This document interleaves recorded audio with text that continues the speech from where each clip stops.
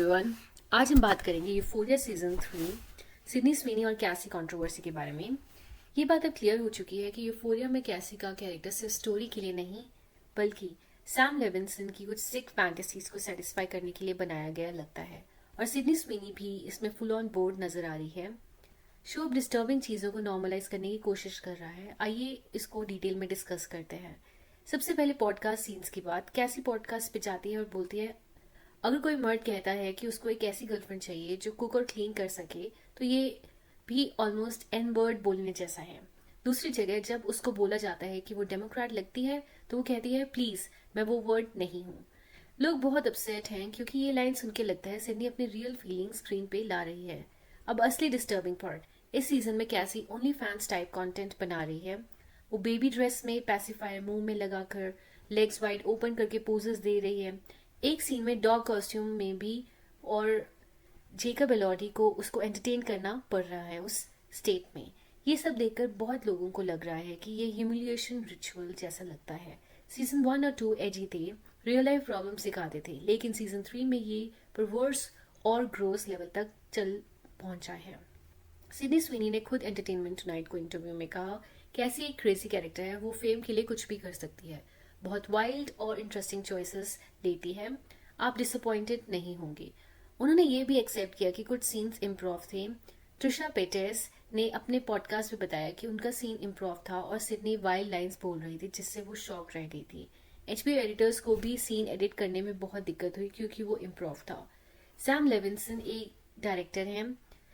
उन्होंने कैसी को बेबी आउटफिट, पिकटेल्स, शेयर लॉन्जरी में दिखाया। सिडनी ने क्लेम किया कि जब उनको शर्टलेस सीन्स नहीं करने थे तो उन्होंने मना कर दिया और सैम भी मान गए थे, लेकिन बेबी और डॉग सीन्स में वो कंफर्टेबल थी।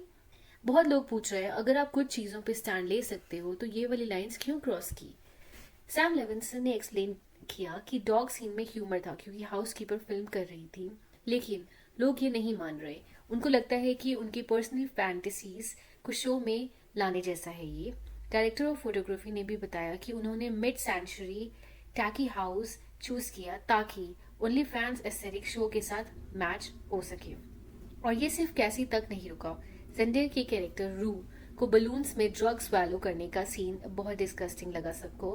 क्लोई चेरी ने बताया कि सैम ने स्पेसिफिकली कहा था कि ये सीन एब्सोल्युटली डिस्गस्टिंग दिखाना है मुझे स्क्रीन पे।